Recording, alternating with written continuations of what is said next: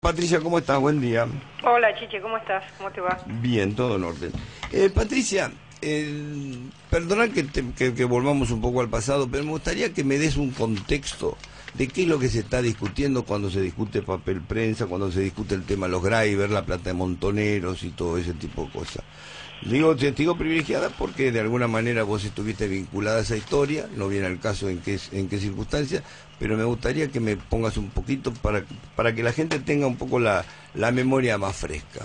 Bueno, en primer lugar, lo que se discute ahora es simplemente una lucha de poder para quedarse con una empresa y así avanzar sobre los medios de comunicación. Un gobierno que ha avanzado de manera inédita en la construcción de medios de comunicación propios con dinero de empresas contratistas del Estado. Así que ese es el contexto general. Sí. En el contexto histórico, lo que ha hecho el gobierno es escribir, digamos, primero tomar una decisión, que es quedarse con la empresa Papel Prensa, y a partir de eso escribir la historia de acuerdo, o reescribir la historia de acuerdo a su necesidad y conveniencia.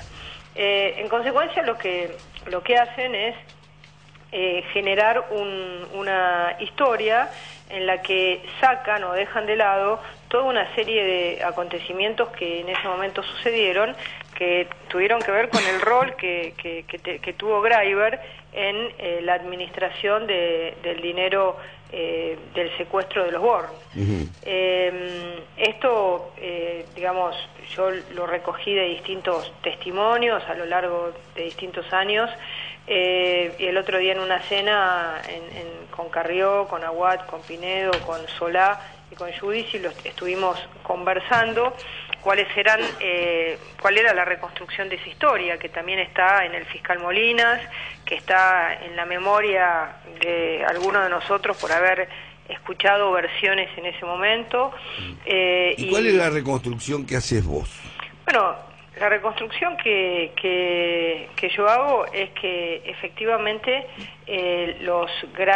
David Graiber, no sé si el resto de la familia lo sabía, eso es difícil de saber, administraba dinero de distintos sectores, de montoneros y también de sindicalistas, y ese dinero lo ponía en los distintos emprendimientos económicos que Graiber tenía.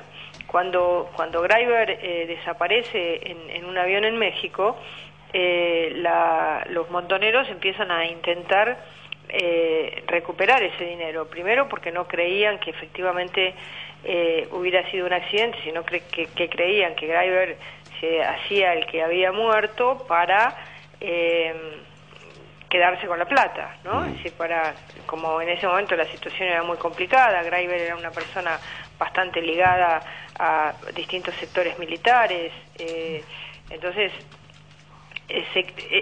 ¿Estaba ligado a sectores militares, David?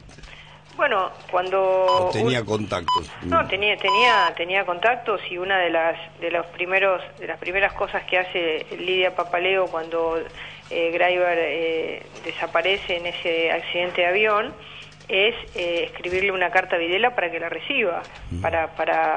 ¿Por qué? Porque en ese Lidia momento estaba viviendo en Nueva York en ese momento, ¿no? Bueno, eso yo lo recogí por los testimonios que he leído y por los libros y las distintas versiones, pero y entonces en ese momento... ¿Y Videla la recibe a Lidia? No. Y entonces en ese momento se empiezan a recibir, la familia Graiber empieza a recibir presiones del grupo montonero para que le devuelvan el dinero, porque al haber muerto Graiber, ellos recibían todos los meses un dinero de intereses. Al haber muerto Graiber, no sabían o no sabrían cómo hacer para recuperar ese dinero. Entonces empiezan a recibir presiones, la familia empieza a recibir presiones.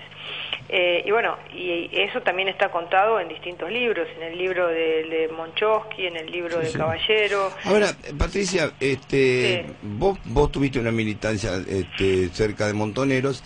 ¿Los montoneros sabían que los Graiber eran depositarios de una parte importante del dinero?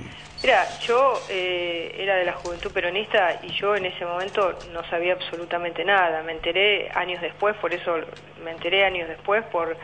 cuando comienza a salir toda la historia, me entero por gente que estaba, digamos, que había estado más vinculada y que tenía información cómo había sido esa historia, sobre todo porque quienes militábamos en la Juventud Peronista decíamos cómo puede ser que habiendo muerto tanta gente y tanta gente que no tenía cómo hacer para escaparse en ese momento, la organización Montoneros se dedicaba a hacer, digamos, intereses con su dinero, ¿no? A ver, pero vos, por ejemplo, eras cuñada, si no me equivoco, de Galimberti. Sí.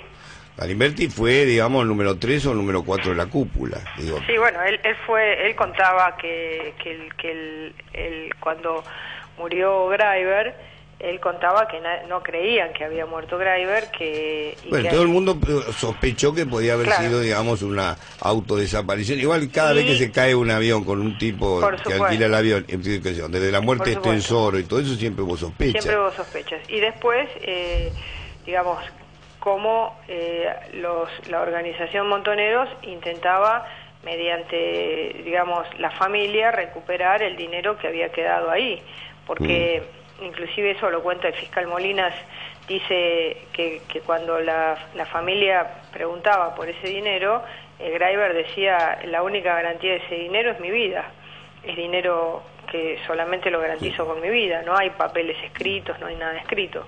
Cosa que era cierto, no llegó un papel escrito, le entregaron la plata. Cosa que era cierto. Ahora, de cualquier modo, la fortuna de David era bastante superior a ese dinero, digo, me parece que el dinero ese era una parte.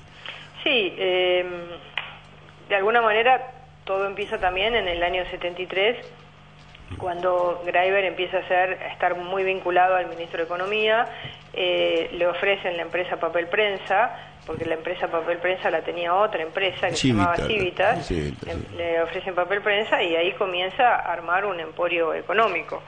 Pero bueno, lo importante de todo esto es que Ahora, ¿vos crees concretamente, Patricia, dado los testimonios históricos que vos tenés, tu propio testimonio, que es un testimonio desde adentro, sin que hayas llegado vos al combate ni nada por el estilo, pero conocías bien cómo era la cúpula montonera, ¿vos crees que acá hay un relato modificado, digamos, una reescritura de la realidad? Yo creo que hay una reescritura de la realidad con el objetivo de quedarse con la empresa, y que lo que se hace es, digamos, plantear toda una serie de actores, eludir otros actores, poner